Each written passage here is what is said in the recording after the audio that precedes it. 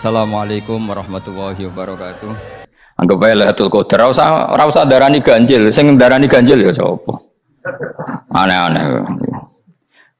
Lailatul Qadar ya mulai tanggal 1 Ramadan. Malah ulama sedarani mulai ruwah, iso wis ke ruwah wingi. Wis bar. Wong kula sering tol Lailatul Qadar ya kadang mulut, kadang Dzulhijjah. Kula kan jenisnya on time. Kowe wong melarat, dene dhuwit pendak entuk THR. Nah wong marang pangeran ya sawal selo besar ya entuk napa? Lailatul Qadar. Mergo Lailatul Qadar iku malam diturunane Quran. Quran itu turun Ramadan tok apa tau Sawal ya tau? Sawal ya tau, Dzulhijjah tau. Dzulhijjah tau. Bolak-balik al-yauma akmaltu lakum turun to bulan apa? Dzulhijjah. Kowe ku mari amatir, itu angel terang. Sing darane Lailatul Qadar iku malam diturunne Quran. Quran turune iku pira? Ya macam-macam, Ramadan nggih bolak. Lah tapi ana kelas-kelas premium, ana kelas umum, sing kelas umum ya pokoke Ramadan. Sing ganjile dipilih salah sitok. Dadi iku pembatasan apa?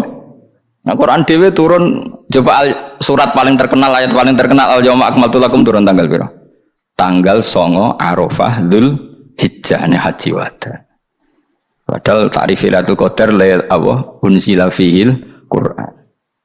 Ya tapi ilmu ini mari debat biasa. Umumnya wong ora takoki wong Gus nuzul Quran tanggal pira 17. Lailatul Qadar tanggal 21. Ya jare nuzulul Quran yo pas Lailatul Qadar. Wong-wong nak muni bingung nang wong. Nah aku sira bingung. Lha kok ora tau mikir jajal. Nuzulul Quran sing resmi ning kitab-kitab tanggal pira? 17. Lailatul Qadar tanggal.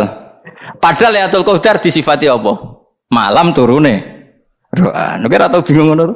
Wong ana kadang ngirim wong goblok, wong kok ayeme ngono. Ora tau mikir.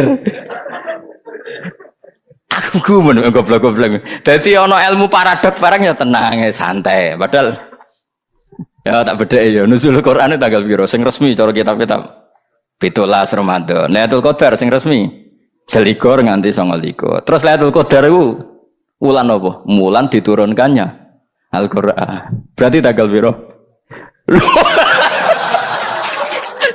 Bocah dijak pinter ya kan inna anzalnahu fi lailatul qadar. Saya tak takok. Nuzul Quran tanggal piro? 17. Lailatul Qadar. Seliko. Terus Lailatul Qadar ku malam diturunkannya Al-Quran turun tanggal 17. Berarti Lailatul Qadar tanggal ada dik. Ora tau iskal yo gumen mbek wong-wong. Ya kok penak weh. Mulai dadi wong alim loro, Kang ora usah mari iskal. Ngathuk ditung bodho penak. Pokoke nuzul Quran piro Kang 17. Lailatul Qadar selikur. Lha jare Lailatul Qadar pulang tujune Quran kok beda tanggale. Kan gak tau ge mikir. Alhamdulillah. Tanggal berapa? Lailatul Qadar tanggal berapa? Saya kis pinter. Tanggal berapa Bos? Itulah berarti sekeliwat. Jadi ilmu itu kabeh bingung no kan. Ya biasa bingung. Mulane yang bodoh barokah. Barokah. Barokah. Kulo cara ora dipilih pangeran nggih milih dadi wong bodoh, tapi wong pangeran milih kulo dadi wong pinter dadi tak syukuri wae. Tapi kadang kulo iri, wong bodoh ku iri. Modele penak urip ngono. Santai. Ya saiki ya Lailatul Qadar ku sifatnya apa? Inna anzalnahu fi lailatul. Normalnya kan ainu nuzulil Quran yo ainu Lailatul Qadar. Berarti tanggal piro?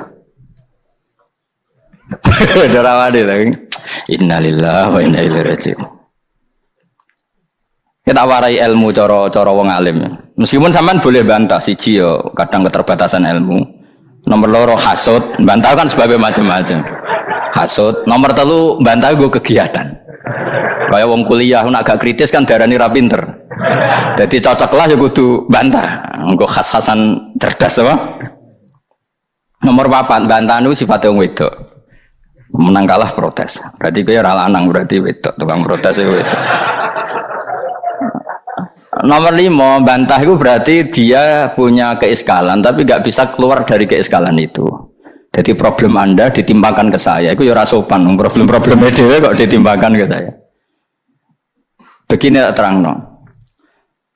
Hukumnya Allah Ta'ala itu ada yang berstatus itu lugu. Lugu itu ya lugu ummi. Karena agama ini memang ummi. Ummi itu lugu. Sehingga agama ini tidak perlu diterangkan. Ketika Abu Hanifah, agama ini ketika datang, itu orang lugu. Lugu itu murni. Murni itu proporsional. Sehingga sifat ummi itu baik. Misalnya saya bilang gini, rungon awas kena keliru. Kalau kamu sholat itu batal kalau makan. Itu ukurannya 1 upo apa 1 piring? 1 upo kan? Itu sudah batal. Terus kalau saya bilang gini, Jong nak ono tamu keimangan, itu sak piring tak sak upo. Ndak jawab ya. Sak piring, ora iso misal, tak keimangan go sak upo sing penting. Nah, lalu Anda ditanya gini, lalu definisi makan itu apa? Memasukkan 1 piring ke mulut apa 1 upo ke mulut? Dalam bab sholat 1 upo ke mulut itu makan. Tapi dalam bab hormat tamu itu 1 piring. Setuju ya? Tak warai pinter kayak. Ayo tak warai ya. Wes setuju ya? Wes pinter. Lo jawab wis pinter. Urung. Lailatul Qadar ya ngono. Misalnya Lailatul Qadar menjadi super karena ada sesuatu yang super turun yaitu Lailatul Quran. Jadi menjadi super karena yang turun adalah sesuatu yang super dan itu artinya tanggal. Loh, salah nih aku cek. Iku utek tanggal 21 kabeh sing ngaji ning ngene. Oh jelas inna anzalnahu fi lailatul qadar. Rujuke ning ndi? Quran kan? Wa ma adraka ma lailatul qadar. Lailatul qadri khairum min alfi syahr. Makanya Lailatul Qadar itu ya bisa saja tanggal 1 kemarin sudah kelewat. Mbok entah ini jebelis baris dada. Atau mungkin Sa'ban.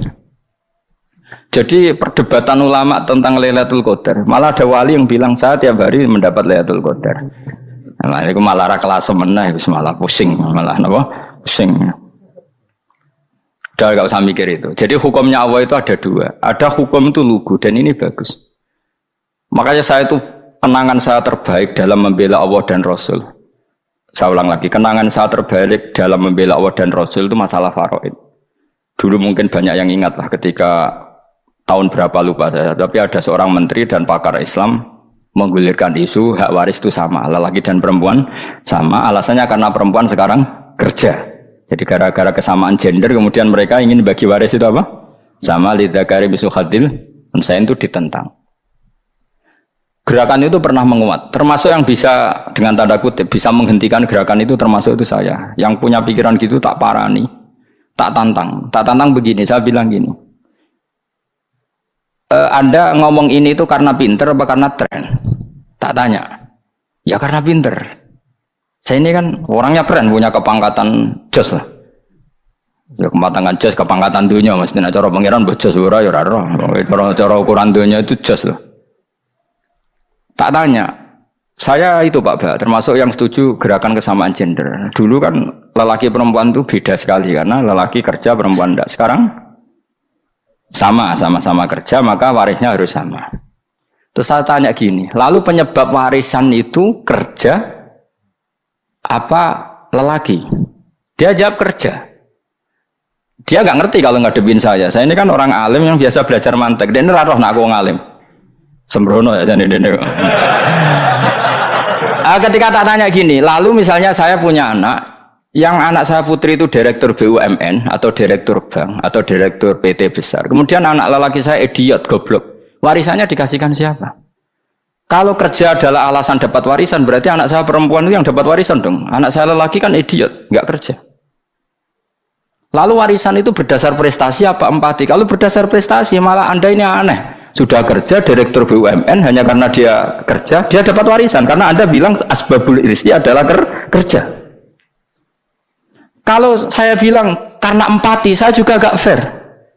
Yang kerja juga butuh modal gak saya warisi, tapi yang idiot tak warisi karena warisan berdasar empati. Lalu Anda pilih mana? Bingung deh namanya. Sampai dia ikrar, saya belum pernah mendapat perlawanan seperti ini karena Anda ngomong sama orang-orang goblok kata saya. Terus saya bilang, saya ini ngaji Wahab khatam berkali-kali. Anda mungkin baca kitab Wahab itu hanya terjemah.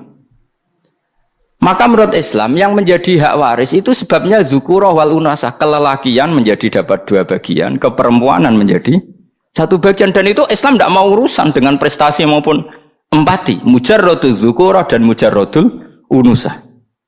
Sehingga dengan seperti ini tuh Islam nggak ribet. Coba kalau kamu pakai ilatul hukmi, pakai cara berpikir logika, malah ruwet karena tadi kalau kesamaan gender itu karena perempuan kerja, lalu misalnya yang lelaki idiot misalnya atau pengangguran, warisan kamu kasihkan siapa? Kalau kerja itu menjadi alasan hukum, kamu kasihkan yang perempuan kan? Aneh enggak? Yang sudah kerja malah kamu kasih warisan yang nganggur? Enggak. Berarti berdasar prestasi atau berdasar empati. Kalau kamu dapat warisan idiot dulu dong, idiot dulu, goblok dulu, kecelakaan dulu, baru dapat warisan karena dapat empati. Yang sudah PNS enggak perlu dapat warisan karena sudah juga ruwet. Fikih seperti ini ruwet gak? Ruwet. Nah, kata Imam Haromen gurunya Ghazali, agama itu kadang dinuna dinul ajais. Kita ikut yang lugu saja. Allah bilang lelaki dapat 2 bagian dari perempuan, ya lelaki ya yang punya alat kelamin, penis. Perempuan yang punya farji, ya sudah gitu aja, gak usah ruwet-ruwet. Kenapa begitu? Ya sudah seperti itu. Nanti lama-lama gini kalau diterusin. Ada seorang dokter fikih perempuan. Dia menguasai fikih sholat. Ruhin lanang tapi gak nguasai fikih sholat, rohnya mau pesolatan misalnya. Lalu yang jadi imam siapa kalau berdasar prestasi? Perempuan dong, karena dia doktoral fikih sholat, dia nguasai aneh-anehnya sholat. Goro ibu masaili sholat dia nguasai. Sementara Ruhin takoi sholat itu apa Ruhin? Pokoknya ini gugus ngadeg terus lugu, terus ngadeg balik. Apa? Ada mulan, nak salam ngalerian. Dia tahunya hanya itu dok. Lalu kalau nuruti imam sholat adalah yang terpandai dalam fikih sholat, tentu yang imami perempuan. Tapi agama ini tidak seperti itu. Pokoknya wong lanang imami, wong beda. Jadi makanya kata Imam Haromen, dinuna dinul ajais. Sampai Said Muhammad itu sering ngutip beliau ngintikan, Allahumma imanan ka imanil ajais. Ya Allah, semoga iman saya menerima konsep engkau itu ka imanil ajais. Imannya wong wedok-wedok sing lugu. Ajis itu perempuan lugu yang sudah sepuh. Jadi misalnya ngukur anak seneng ya anak kono gedang goreng, ngekei duit, ya lugu saja. Itu bagus. Daripada kamu pakai argumentasi, karena argumentasi ini sebetulnya kelihatan cerdas, tapi ada kebodohan masif. Karena tadi, kalau hak waris kita otak-atik dengan prestasi, maka yang pro empati akan protes. Paham ya? Masa yang sudah kerja dikasih banyak, yang idiot enggak? Tapi kalau berdasar empati juga aneh. Masa dapat warisan harus goblok dulu, harus kecelakaan dulu. Maka Rasulullah pernah ngendikan ketika ditanya, lalu warisan untuk siapa ya Rasulullah? Nabi jawabnya lucu. Fali aula rojulin dakarin. Jadi Nabi sempat ngendikan kata rojul. Kemudian direvisi dakarin. Fali aula rojulin dakarin. Semua ulama ngendikan dakarin di sini adalah badal. Nabi ngendikan rojulin. Kemudian Nabi ingat kalau rojul itu identik dengan lelaki dewasa. Apa? Kemudian Nabi mengulang lagi dakarin. Tidak harus dewasa, yang penting lelaki. Jadi meskipun baru lahir, kalau dalam keadaan baru lahir namanya apa? Kan dakarin kan? Belum bisa dikatakan rojul. Paham ya? Nabi ngulang 2 kali. Fali aula rojulin dakarin. Ini penting saya utarakan supaya clear. Jadi agama itu gak usah diotak-atik. Ya itu tadi misalnya imam sholat itu lelaki. Ya sudah lelaki. Lelaki itu apa? Yang punya alat kelamin lelaki. Jangan dibalik ini. Yang dikatakan lelaki itu orang kuat. Jika meskipun perempuan kalau kuat, misalnya perempuan anggota poluan, lelakinya cemen, idiot, maka imamnya perempuan gitu. Karena makna lelaki adalah kuat. Ini keruwetan. Jadi agama itu tidak seperti itu. Nah sekarang kembali ke pilihan. Yang dikatakan pilihan itu orang hebat. Apa yang dipilih? Apa berdasar definisi? Apa berdasar kehendak yang milih?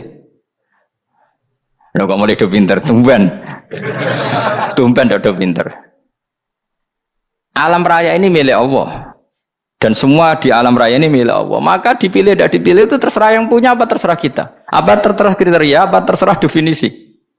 Dalam konteks kita sebagai objek diambil, tentu terserah yang punya. Kemudian Allah bilang, orang-orang itu saya pilih. Nah kalau milihnya Allah berdasar kepunyaan, tentu Allah boleh dong memilih orang yang sebetulnya berstatus dolim. Ya tapi ya tetap dia dolim, tapi ya tetap dipilih. Kenapa ya? Karena Allah yang punya. Saya misalnya orang kaya, boleh nggak punya HP buruk? Boleh kan? Terserah saya. Saya orang kaya, beli HP mahal, medium dan paling buruk, boleh enggak? Boleh saya yang punya. Nggak boleh, Gus, ini orang kaya harus beli HP yang mahal. Yang bilang harus siapa? Nah, kegoblokan kita ini seperti ini. Nak wong sugih HP-ne kudu larang. Nak wong alim kudu bojone ayu. Sing kudu darani kudu ayu ku sapa? Nak maji jalan yang dumbu swarga lho kudu iku sing swargane mbam tapi kudu. Nah, kita ini sering berpikir ngatur Tuhan. Nah, Indonesia negara yang mayoritas muslim terus Islam Indonesia kudu dadi sampling Islam seluruh apa? Dunia. Ya ora usah sombong ngono ya keben mayoritas juga wonge kakean ngono ae ora perlu GR jadi sampling percontohan Islam internasional ora perlu ngono. Lah misalnya terus jadi contoh misalnya Masjid Haram niru Jumatan ning Indonesia berangkat mbek do rokokan. Bariku teki diusep-usepno ning pojok pager. Lah misalnya wong Mekah terus do ngono kabeh karena mencontoh Islam Indonesia. Kacau gak? Ora usah GR ngono biasa wae. Napa? Biasa wae. Terus misalnya mencontoh Islam Indonesia, Indonesia nak ziarah Wali Songo terus tahlilan nunggu nganti setengah jam. Lah terus raudhah dikepung ngono rak macet Mekah Madinah. Mergo agar ziarah Nabi terus lungguh apa? Sak jam. Nak ning wali sak jam ning Nabi 2 jam lah kira-kira gitu. Ya malah nganyak Kanjeng Nabi to. Nabi sekaruan Afdhalul Khalqi mbok dongakno wa maghfir lahu warhamhu. Iku malaikat sak langit misah. Ya Nabi kok ndongakno di sepuro. Kowe tapi ya butuh sepuro. Enggak boleh doakan Nabi gitu, enggak boleh. Wa sholli ala sayyidina Muhammad wa ala alihi, enggak boleh pakai ighfir lahu. Masalah kita tahlilan apa alam donga iku terus kamu gunakan. Ya misalnya terjadi percontohan Islam dunia terus Nabi kapundhut ditalkin, nak ditakoki waman rebuka piye. Terus Nabi warai waman nabiyuka. Mesti Nabi yo pro, lah aku Nabi coba takoki. Jadi kita ini sering kumo luhur karena kita mayoritas terus jadi percontohan Ora usah ngono. Paham ya napa? Ndak usah ngono, mayoritas sae, tapi ora usah GR jadi apa? Percontohan internasional. Mungkin kalau masalah Islam damai ya bagus. Tapi itu kan tidak hanya Indonesia. Di mana-mana yang Islam damai juga banyak dan yang tukaran juga banyak. Toh yang tukaran nggak pernah maklumatkan diri ini percontohan janda. Ya biasa saja. Saya ulang lagi ya.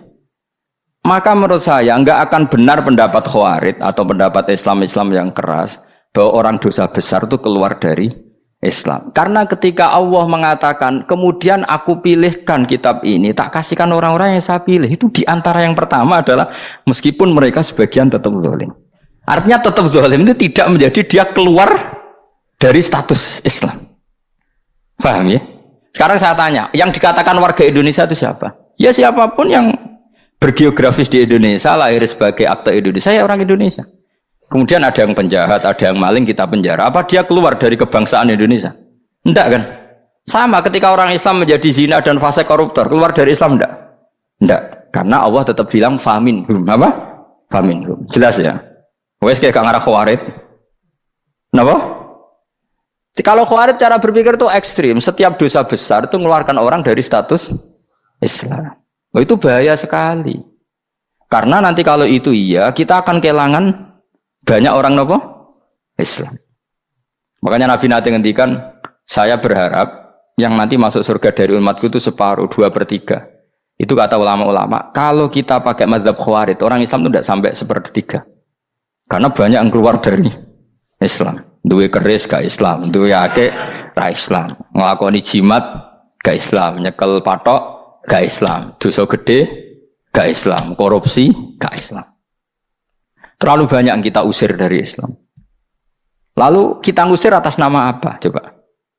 Kalau atas nama Tuhan kamu tidak Tuhan. Atas nama wakil Tuhan, Tuhan tidak pernah mewakilkan ke Anda. Orang-orang mandate.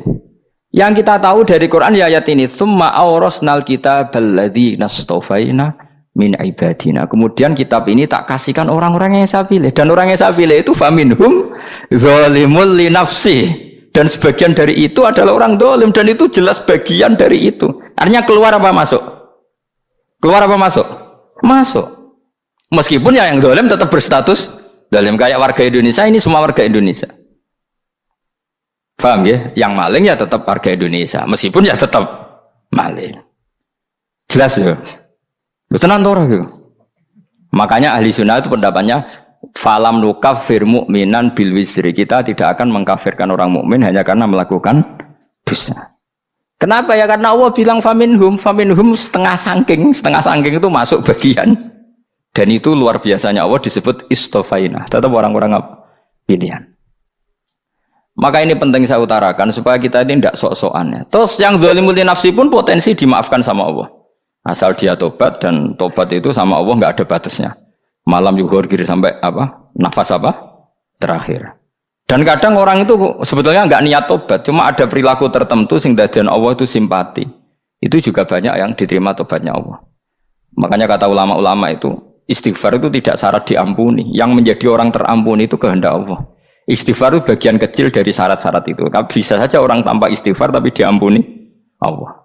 Misalnya Allah dawuh, wa yaghfiru ma duna dzalika limay yasha. Itu bukan limay yastaghfir tapi limay yasha. Contoh masyhur kan, kamu pernah dengar kan, ada orang nakal itu, mumisa itu ya kira-kira lonte atau apalah. Dia datang pulang ketika melihat anjing ngeleti pasir, dia berpikir ini kehausan kayak saya. Kemudian dia turun ke sungai memberi minum anjing itu, kemudian Allah memaafkan dia karena itu. Pas itu di semua hadis riwayatnya dia tidak pernah istighfar. Terlalu punya perilaku yang menjadikan dia diampun. Banyak enggak seperti itu? Banyak, makanya wa yaghfiru ma duna dzalika liman yasha. Mayasa itu ya yang digedaki Allah. Bisa saja kalian ini sering istighfar tapi enggak dimaafkan Allah. Tapi delala punya satu perilaku yang cara Allah itu penting, kemudian dimaafkan. Kayak Saharatu Fir'aun itu dia tidak pernah istighfar, tukang sihir Fir'aun. Dia diampuni Allah, dikasih iman tuh gara-gara jadi wong Jogja. Wis ngono tok. Jadi pas mau duel adu sihir. Iku delala dekne mendingan ya. Qalu ya Musa imma antulqiya wa imma annakuna nahnul mulkin. Monggo jenengan riyen napa kula riyen. Dadi gara-gara dekne didikan Jogja niku. Lah wong ape duel, mestinya tarung itu semakin cepat mengambil kesempatan kan semakin menang. Ini sudah jelas tarung. Ngapunten jenengan riyen napa kula. Lha iku pangeran itu terus simpati. Wong kok sopane ngono apa? Akhirnya Allah memberi iman gara-gara apa? Imma antulqiya wa imma annakuna nahnul mulkin. Monggo jenengan riyen. Lah Musa juga, Allah juga gak terima kalau nabinya kalah sopan. Sehingga Allah memerintahkan Musa adalah sopan. Mboten jenengan mawon. Jadi Nabi Musa qala bal alqu. Jadi Nabi Musa enggak jenengan riyen mawon. Jadi coba, itu kan unik. Dia tidak ingin diampuni Allah, tapi adalah dia sebenarnya satu perilaku yang menjadikan Allah itu simpati, yaitu kesopanan dia dengan Nabi Musa. Imma antulqiya wa imma annakuna nahnul. Nabi Musa juga bilang qala bal alqumu go jenengan riyen mawon. Akhirnya sakit nggih nak ngoten. Makanya Firaun itu mangkelnya bukan main. Ketika pertunjukan itu akhirnya kan Saharatu Firaun kan kalah. Setelah kalah langsung iman. Maka kata Firaun, ini jelas Musa itu guru kamu. Cuma pura-pura saja kamu pro saya. Lah buktinya apa? Jare buktinya tadi monggo-monggonan gitu. Makanya Firaun bilang innahu lakabirukumul ladzi 'allamakumus sihr. Wah, itu mesti Musa itu gurumu. Padahal ya gak kenal sama sekali. Cuma gara-gara monggo-monggonan tadi itu akhirnya terus pikirannya Firaun. Wah, mesti wis kenal suwi mau gayane tok. Mergo gara-gara monggo-monggon monggo jenengan riyen. Mboten monggo jenengan mawon. Jadi makanya sampean jangan putus asa. Makanya keliru sekali kalau kita bilang diampuni Allah nunggu istighfar. Enggak. Tentu istighfar penting, kita sepakat. Istighfar itu penting, kita sepakat. Tapi itu tidak satu cara-caranya Allah untuk orang bisa diampuni. Nabi misalnya ngendikan ana wa kafilul yatim kahateni fil jannah. Coba. Orang sering istighfar sama kafilul yatim, kira-kira surganya cepat mana? Cepat kafilul yatim meskipun enggak istighfar. Boleh istighfar terus tapi medit ra karuan. Tak jamin mlebu neraka. Alamatnya medit jelas ning neraka aku roh. Terus jelas, al-bakhil qoribun minan nar, jelas alamatnya deket-deket situ lah, paham ya? Wes jelas as-sakhi qoribun minallah, qoribun minan nas, baidun minan nar. Nah al-bakhil baidun minallah, baidun minal jannah, qoribun minan nar. Jadi yang medit itu ya deket-deket situ alamatnya sudah jelas deket-deket neraka. Ana wa kafilul yatim kahataini fil. Berapa? Apa semua yang dimaafkan Allah Nabi nyebut syaratnya istighfar? Kebanyakan malah enggak. Orang alim misalnya. Makanya orang alim kalau jarang istighfar kamu enggak usah iri. Orang alim tuh mulang tok. Itu langit bumi mintakan ampun. Wa innal alima la astaghfiru lahu man fis samawati wa man fil ard hatta al khitan fil bahr. Orang alim itu otomatis dimintakan maaf oleh langit dan bumi sampai iwak ning laut. Mulane jendur aku Pak jangan istighfar. Aku sing istighfar iso akeh sembrono. Langit bumi no. Mulane kula nu jarang istighfar bukan karena saya sombong, memanfaatkan istighfar mereka no. Dan saya yakin itu lebih mandi timbang istighfar saya. Mun koman fis samawati nglebokno Jibril, Mikail. Orang-orang keren, makhluk-makhluk keren. Saya baru cari hadis yang wa innal muta'allim sing ijek belajar, tapi belum ketemu. Nanti kalau ketemu tak kasih tahu apa? Karena hadisnya yang saya baca masih wa innal alim apa? Orang alim, jadi agak ketat. Nah, nanti kalau sudah ketemu wa innal muta'allima, nanti dicari. Tapi pasti palsu kalau ada itu. Karena semua teksnya itu apa? Alim. Atau ya kamu alim dibanding yang di bawahnya. Ya semoga itu masuk apa? Jadi dibanding orang Papua kan harus alim. Saya ulang lagi, ini penting sekali. Jadi latihlah jangan punya gerakan takfiri orang lain dianggap kafir, orang lain dianggap kafir, karena Allah tidak pernah mengusir hambanya.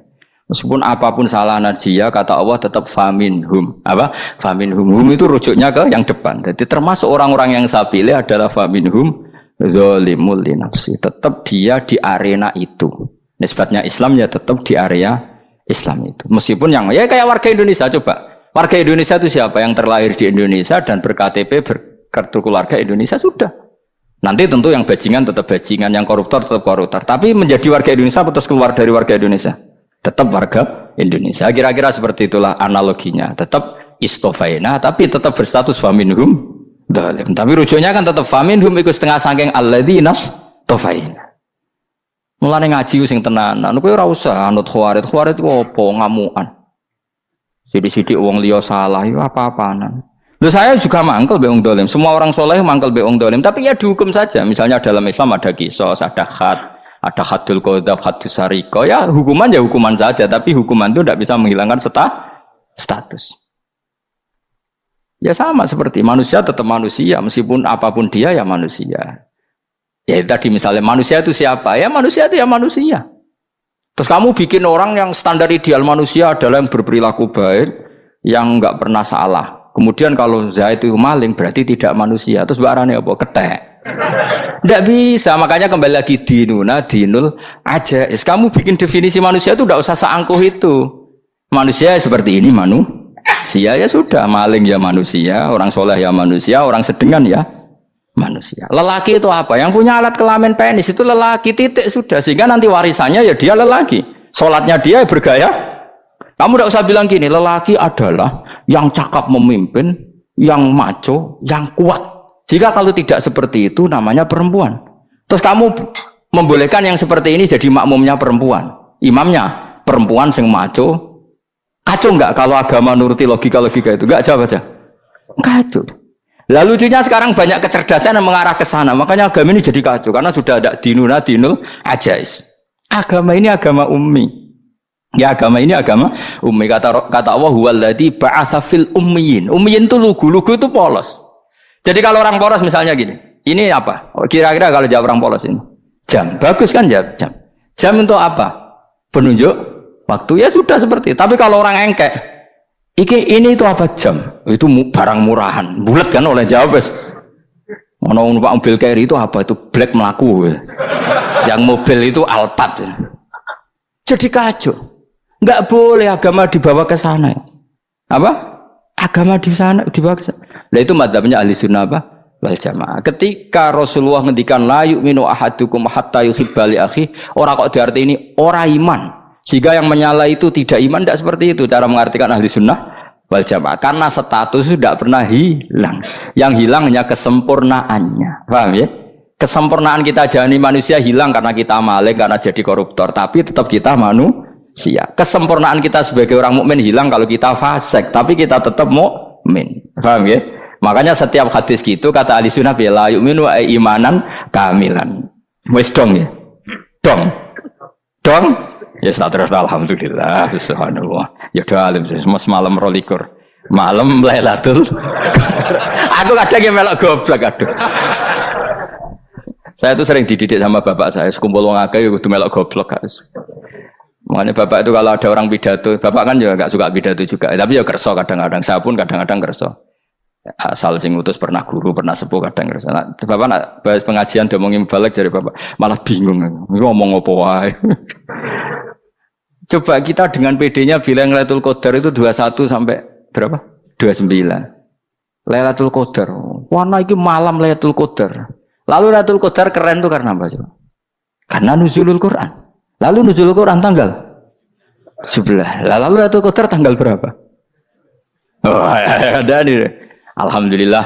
Tapi ini jangan jadi keiskalan yang masif itu sudah difitnah itu. Coro Gus Bak, ya coro Gus Bak, coro Quran ngawur gitu. Sembrono. Memang aku tidak pendapat tentang Quran dan ayatnya seperti itu. Maka yang benar, Lailatul Qadar itu kata ulama-ulama dulu, orang yang beramal soleh, ya itu sudah anggap saja dapat Lailatul Qadar. Ora usah ndelok esuk-esuk ndelok srengenge blerengen ta ora. Nek ora blerengen berarti untuk Lailatul Qadar. Jan mendung kan blereng iki. Terus bengi angite sayup-sayup. Anggere dini hari ya sayup-sayup blok aneh-aneh wae. Lah nek pikir segoyo ora, berarti wong laut gak taran untuk Lailatul Qadar, ke segoro kidul langine bianter. Lah nek ning Dieng ya mesti sayup. Mau angin dok gunung wis kesel tadi untuk sayup-sayup. Gaya ukuran ojo ngono, gaya ukuran ngono rak wong Dieng luwih ngrasa entuk Lailatul Qadar timbang wong segoro kidul. Ke segoro kidul angine apa? Buanter. Padahal alamate piye? Sayup-sayup. Mana-mana. Maksudnya alamat ngono iku ora ngono, maksudnya ayat iku Kanjeng Nabi mbak dawuh ngono, maksudnya ora ngono. Wes dong ya. Ayo Lailatul Qadar tanggal aku seneng wong bodho. Kowe enak urip wis happy no? Happy. Ya saya ulang lagi ya. Jadi kejati dirian itu tidak bisa hilang dengan standar keidealan. Yang hilang itu standar apa? Keidealan. Misalnya kita maling ya eman lah sebagai orang mukmin kok maling. Warga Indonesia kok kriminal tuh eman, tapi dia tetap orang Indonesia. Orang Islam tetap Islam meskipun dia fasik. Sebab itu Allah ngendikan faminhum dzalimul linafsi. Sebagian dari orang yang saya pilih dia adalah orang dolim. Ya dolim saja. Kamu jangan kamu katakan kafir ya dolim saja. Dolim kira-kira maknanya kurang ajar, kacau, kriminal. Tapi kan tetap